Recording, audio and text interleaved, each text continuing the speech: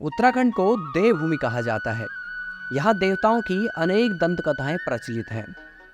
इन दंत कथाओं को सुनकर कई बार लगता है कि इन देवताओं ने इन्हीं लोगों के बीच यहाँ जन्म लिया होगा और अंत में इन्हीं लोगों के बीच कहीं समा गए हैं। जागर और लोकगीतों के साथ हुड़का, ढोल, कंसाल की मधुर ध्वनि से प्रभावित होने पर यह पसवा में अवतरित होकर अपने भक्तों को दर्शन देते हैं और न केवल दर्शन देते हैं बल्कि अपने भक्तों से उनका कुशल मंगल भी पूछते हैं।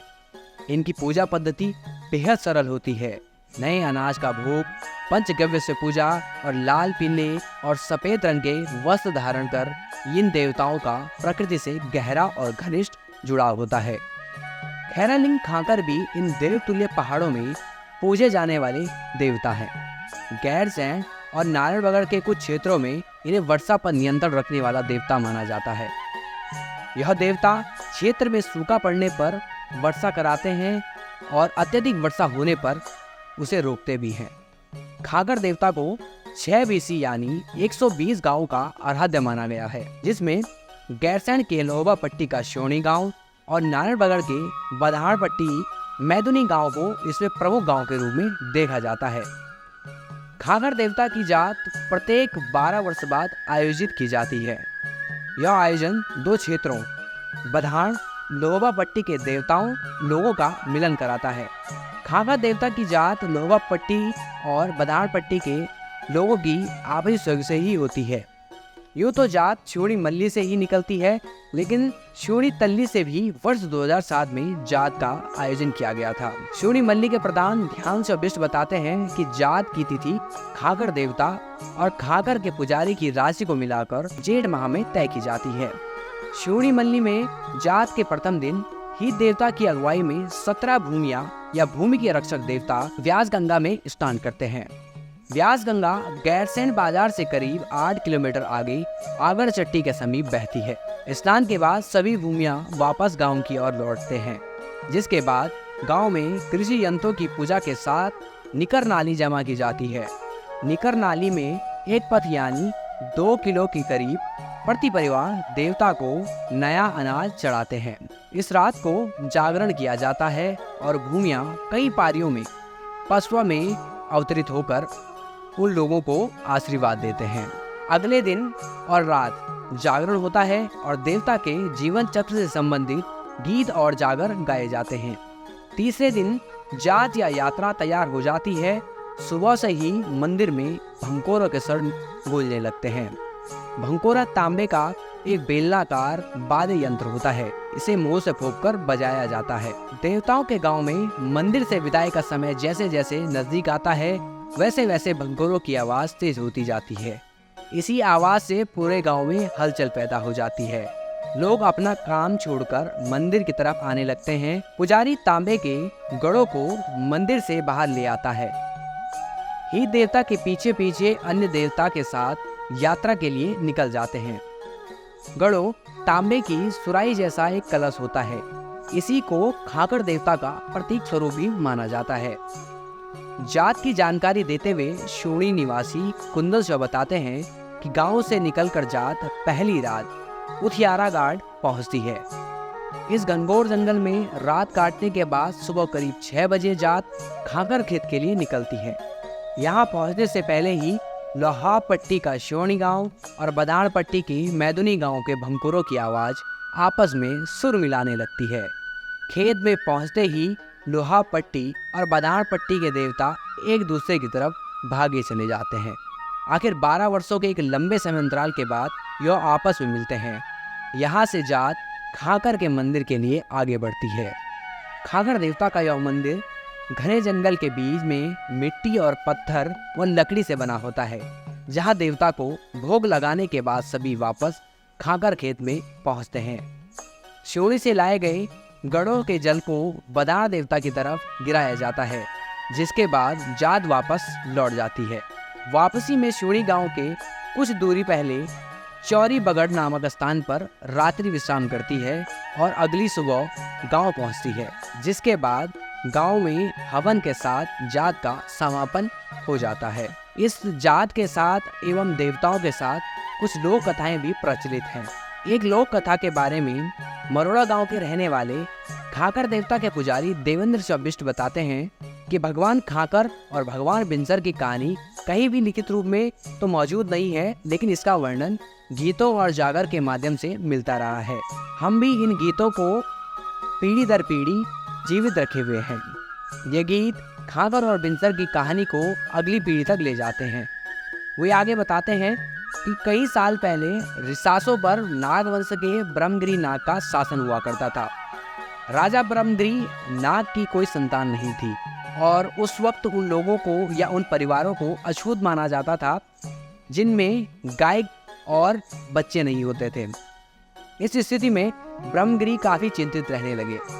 एक रात उन्हें सपने में एक झील और एक शिवलिंग दिखाई दिया। अगली सुबह ही वे उस स्थान की ओर खोज करने निकल जाते हैं। काफी वक्त ढूंढने के बाद उन्हें वह स्थान मिल जाता है और वे वहां पर तपस्या में बैठ जाते हैं। वे कड़ाके की ठंड, बर्फीले तूफान और चिलचिलाती धूप व भारी बारिश के बावजूद 12 सालों तक वहां पर तपस्या अपनी जारी रखते हैं। आखिरकार एक दिन तालाब फट जाता है और उसमें से शिवलिंग निकलता है जो 2 बड़े हिस्सों में बटा होता है। बाएं हिस्से से बिनसर की उत्पत्ति होती है और दाएं हिस्से से खाकर देवता की उत्पत्ति होती है। झील के फटने पर उसने नदी का स्वरूप ले लिया। नदी का प्रभाव इतना तेज था कि ये दोनों हिस्से जो कि बच्चे के रूप में उत्पन्न हुए थे वो बह जाते हैं। खैर गंगा में बहते हुए यह दोनों बालक ऋषि भंकोरा और मेघमाला की नजर में आए। उन्होंने इन्हें नदी से बाहर निकाला और उनसे पूछा कि तुम किसके बच्चे हो। दोनों बालकों ने उत्तर दिया, हम भगवान शिव के वरदान से उत्पन्न संतान हैं। ऋषि भंकोरा और मेघमाला ने बालकों को प्रणाम किया और उन्हें वरदान दिया। ऋषि भंकोरा ने वरदान देते हुए कहा, तुम जिस भी स्थान पर चाहोगे वहां के स्वामी बनोगे। वह मेघमाला ने बालकों को 2-2 लोहे की छड़ें देते हुए वरदान दिया कि तुम जिस भी स्थान पर चाहोगे वहां बारिश कर सकते हो और दूसरी छड़ से वहां पर बारिश रोक सकते हो। वरदान प्राप्त करने के बाद दोनों भाई विशाल भूभाग की ओर अपनी यात्रा पर निकल पड़ते हैं। दोनों भाई केदार खंड की ओर प्रस्थान करते हैं। वे कालीबाड़ी राज्य में पहुंचते हैं जहां उनकी मुलाकात हीत देवता से होती है। हीत ने उन्हें कहा, मैं तुम दोनों को रहने के लिए जगह ढूंढने में मदद करूंगा। तुम दोनों मुझे अपनी छड़ी दे दो, मैं उनकी भी रक्षा करूंगा। दोनों लड़के सहमत हो गए और दोनों ने अपनी यात्रा शुरू कर दी। सबसे पहले वे हरिद्वार जाकर गंगा नदी में स्नान करते हैं।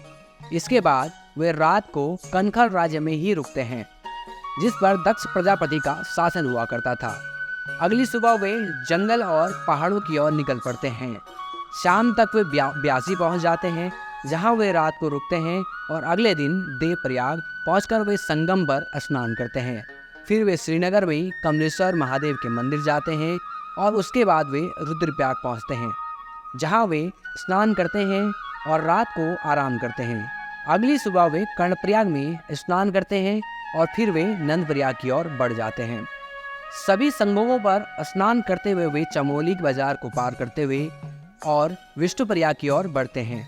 भीमपुल, गरुड़ गंगा, ब्रह्म कपाली और वसुधारा में घूमने के बाद वे केदारनाथ की ओर बढ़ते हैं। केदारखंड की यात्रा के बाद तीनों देवता अपनी पसंद का स्थान ढूंढने निकल पड़ते हैं। चलते चलते वे चौखुटिया बाजार पहुंचते हैं। उन्हें आप आसपास का क्षेत्र पसंद आया। वहां से बिनसर राढ़ क्षेत्र की ओर चल जाते हैं, जबकि बिनसर नदी पार कर आगे बढ़ते हैं और बुंगीदहाड़ से उसे विशाल पर्वत दिखाई देता है और वह उसी दिशा में आगे बढ़ते जाते हैं। इसके बाद हल्लीसैंण और मालसारी गांव को पार कर चौथान पट्टी के घोड़ातौली क्षेत्र में पहुंचते हैं। उसे वह स्थान बेहद पसंद आते हैं और वह वहीं बस जाते हैं। खाकर और हीत चौखुटिया बाजार में बिनसर का इंतजार कर रहे होते हैं। बिनसर देवता के न आने पर वह भी वहां से आगे बढ़ जाते हैं। चलते समय वे पांडव खाल, मैथान, पुराना लोबा होते हुए पसुआ गांव पहुंचते हैं। पहाड़ से गुजरते हुए तल्ला शूड़ी पहुंचते हैं जहां लोगों ने उनकी पूजा करी। ग्रामीणों ने खाकर को अपना भूमाल स्वीकार करा, लेकिन उन्हें वहां अच्छा नहीं लगता है और वह आगे बढ़ जाते हैं। चलते चलते वे मल्ला शूड़ी पहुंचे। वहाँ भी लोगों ने उनकी पूजा की, उन्हें भोजन कराया और अपना भूमियाल स्वीकार किया। लेकिन उन्हें वह स्थान भी पसंद नहीं आया और वे आगे बढ़ गए। वहाँ से दोनों चलते चलते भनारा गेरा होते हुए आगे बढ़ते हुए पहाड़ की चोटी पर एक खेत सा नजर आता है और वहाँ उन्हें बेहद पसंद आता है। उन्होंने उस स्थान पर उसी स्थान का भूमियाल बनने का फैसला किया और हमेशा के लिए उसी स्थान पर बस गए। जिसके बाद भगवान खाकर को लोहापट्टी और बदाणपट्टी के 120 गांवों ने अपना भूमियाल स्वीकार किया। खाकर देवता को भगवान शिव के रूप में पूजा जाता है। खाकर महादेव के नाम से भी इन्हें प्रचलित और जो स्थानीय लोग हैं उनके बीच में जाना जाता है। मैदुनी गांव के प्रधान फतेह शिव बताते हैं कि खाकर देवता के पुजारी ब्राह्मण न होकर क्षत्रिय होते हैं। सिवनी स्थित खाकर के मंदिर में भी विष्ट जाति के पुजारी ही होते हैं। यही पीढ़ी दर पीढ़ी खाकर देवता की सेवा करते हैं। इन पुजारियों का मूल स्थान या मूल गांव बदाणपट्टी का मरोड़ा गांव हुआ करता था। पहले यह मरोड़ा से शिवनी पूजा करने आते थे, लेकिन कुछ वर्ष पहले या कुछ पीढ़ियों पहले उनका एक परिवार यहीं आकर बस गया। खैरालिंग खाकर देवता और अन्य भूमि के रक्षक देवताओं की कहानियाँ अक्सर जो उत्तराखंड के लोकगीत हैं और जागर हैं उनमें सुनाई देते हैं। पहाड़ों के यह देवता पहाड़ और इस पूरे उत्तराखंड से जुड़े हैं। खाकर देवता से जुड़ा एक और किस्सा शिवनी के देवेंद्र चौबिस्ट बल्ली बताते हैं कि एक बार खाकर खेत स्थित पुराने मंदिर की जगह नया भव्य मंदिर बनाने के लिए देवता से आज्ञा मांगी गई, लेकिन देवता ने साफ इनकार कर दिया, जिसका कारण आज भी वहाँ पुराने मिट्टी और पत्थर से बना हुआ मंदिर है। समय समय पर जरूरत के आधार पर देवता से आज्ञा लेकर मंदिर में मिट्टी और पत्थर से चिनाई की जाती है, लेकिन वहाँ ईंट व सीमेंट का प्रयोग नहीं किया जाता है। प्रकृति से उत्तराखंड के इन लोक देवताओं का जुड़ाव और संरक्षण करने वाले इन लोक देवताओं को 5G डेटा इस्तेमाल करने वाली पीढ़ी धीरे धीरे भूलती जा रही है। यह लोकगीत और जागर में हमें प्रकृति से प्रेम और उसे देवता मानकर उसकी इज्जत करना सिखाते हैं। इनके लोकगीत, कथाओं और जागर का संरक्षण ग्लोबल वार्मिंग के दौर में और भी ज़रूरी हो जाता है। हमारे लिए जानकारी जुड़ाई है हमारे साथी आशुतोष नेगी ने। आपको ये जानकारी कैसे लगी हमें कमेंट बॉक्स में ज़रूर बताएं। और ऐसे ही मज़ेदार और जानकारी से भरे वीडियोस पाने के लिए अभी सब्सक्राइब करें देवभूमि लाइव को।